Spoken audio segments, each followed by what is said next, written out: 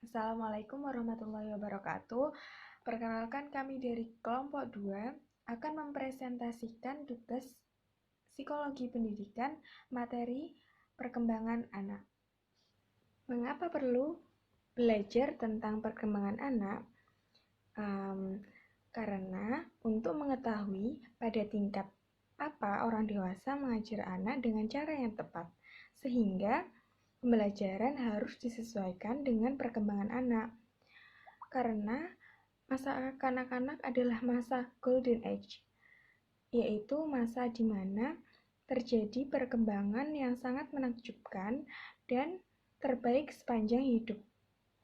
Pada masa ini, anak dapat mengembangkan potensinya secara optimal.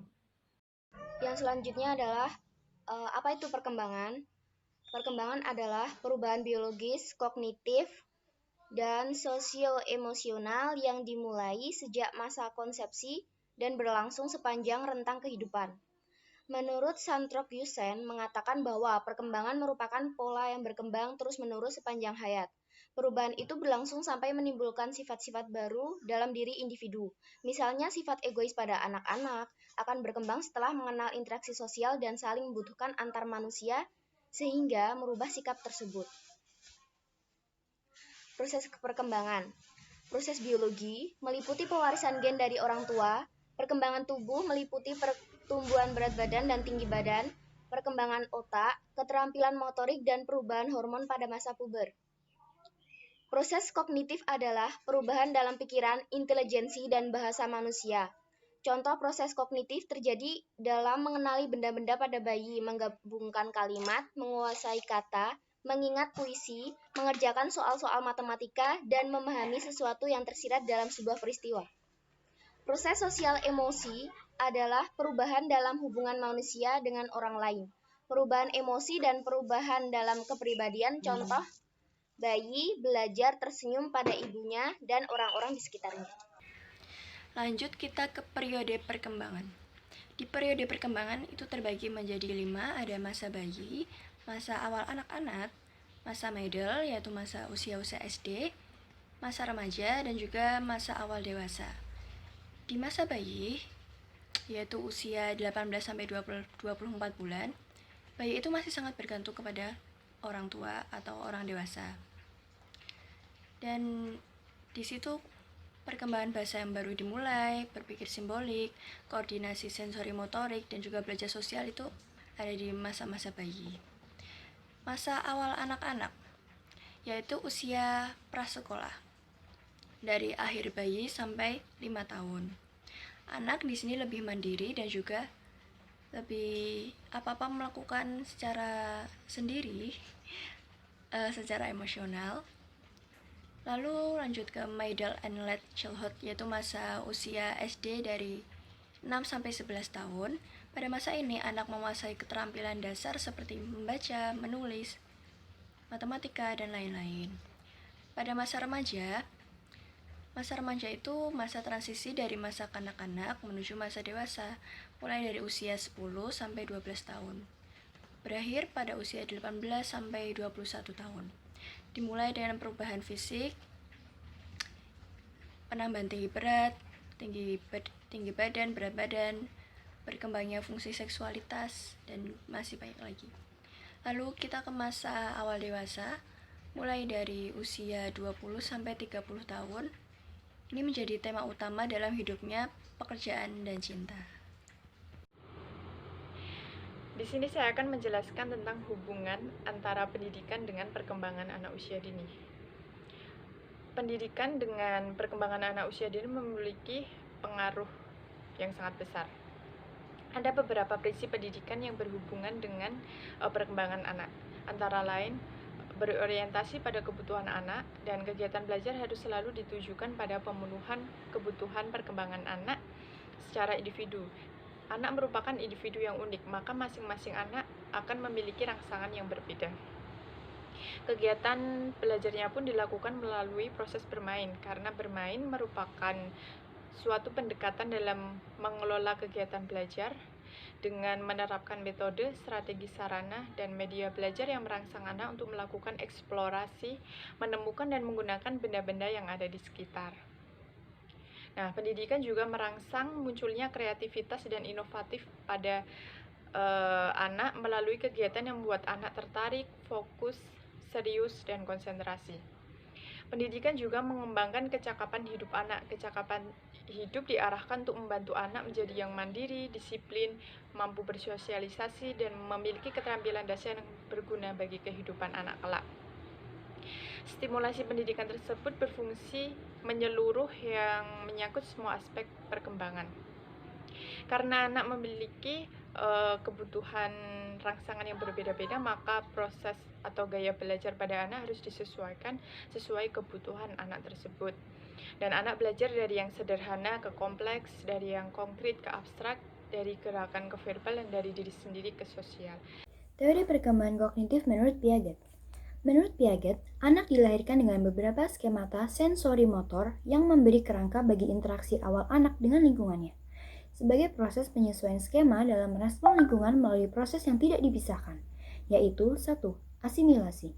Asimilasi adalah proses penggabungan atau memasukkan informasi baru ke dalam skema yang sudah ada. Kedua, akomodasi adalah proses pengubahan skema agar sesuai dengan informasi dan pengalaman baru. Misal, anak kecil belajar tentang kata mobil untuk mengenal mobil keluarga. Dia akan menyebut semua kendaraan yang ada di jalan sebagai mobil, termasuk sepeda motor dan truk. Tapi, anak akan segera belajar bahwa sepeda motor dan truk itu bukan mobil. Anak akan segera memperbaiki kategori mobil dengan mengeluarkan sepeda motor dan truk. Tahap-tahap perkembangan kognitif menurut Piaget. Pertama, sensori motorik. Usia 0 sampai 1,5 tahun.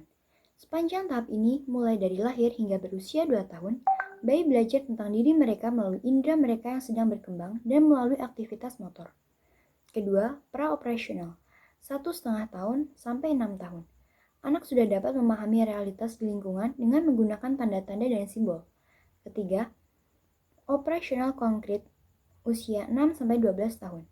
Pada tahap ini, anak sudah cukup matang untuk menggunakan pemikiran, logika, atau operasi, tetapi hanya untuk objek fisik yang nyata. Keempat, operasional normal, usia 12 tahun ke atas. Anak mempunyai kemampuan untuk berpikir abstrak. Anak-anak sudah mampu memahami bentuk argumen dan tidak dibingungkan oleh sisi argumen, dan karena itu disebut operasional formal. Teori Vygotsky, yaitu teori yang menekankan pada bagaimana proses perkembangan mental seperti ingatan, perhatian, dan penalaran dengan melibatkan pembelajaran yang menggunakan temuan-temuan masyarakat seperti bahasa, sistem matematika, dan alat ingatan. Teori ini dibedakan menjadi 3. Pertama, Uniproximal Development atau ZDP, yaitu kemampuan individu untuk memecahkan masalah sendiri. Kemampuan ini dapat dibimbing oleh bantuan orang tua maupun guru. Batas bawah ZDP adalah kemampuan yang dimiliki oleh anak tersebut, sedangkan batas atas dari ZDP adalah kemampuan tambahan yang dibantu oleh pembimbing.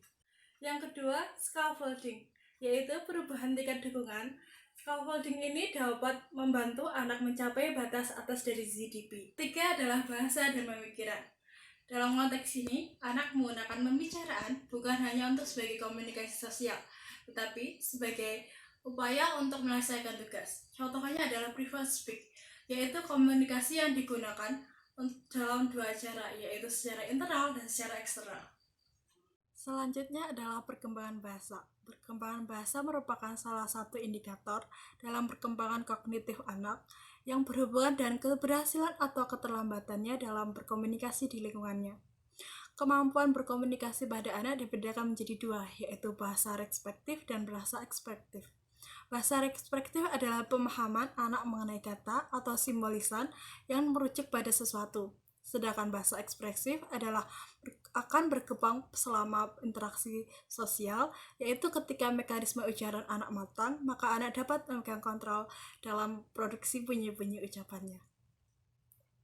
Di sini saya akan menjelaskan tentang tahap-tahap perkembangan bahasa yang dibagi menjadi 2 tahap, yaitu tahap pralinguistik dan juga tahap linguistik.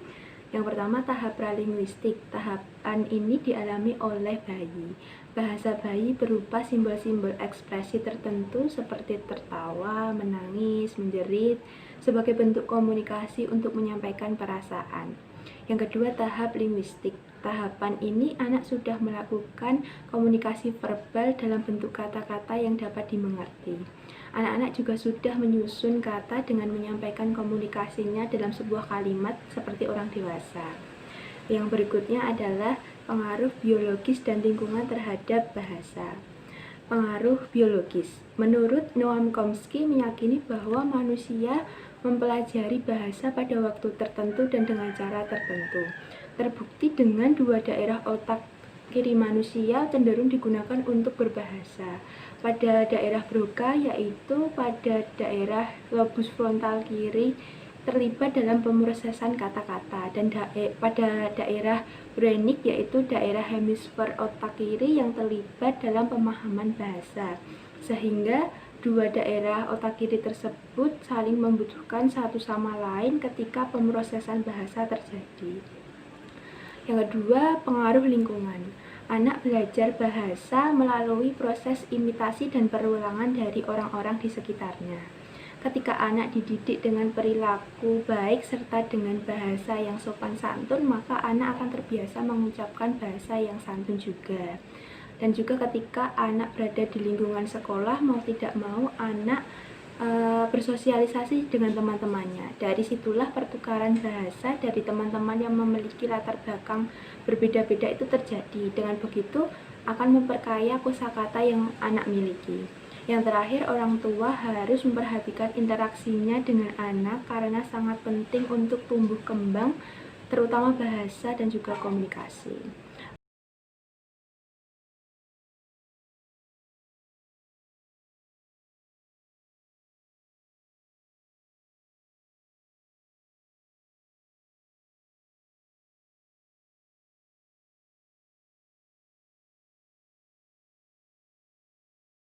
Sekian presentasi yang bisa saya sampaikan. Kurang lebihnya mohon maaf. Wassalamualaikum warahmatullahi wabarakatuh.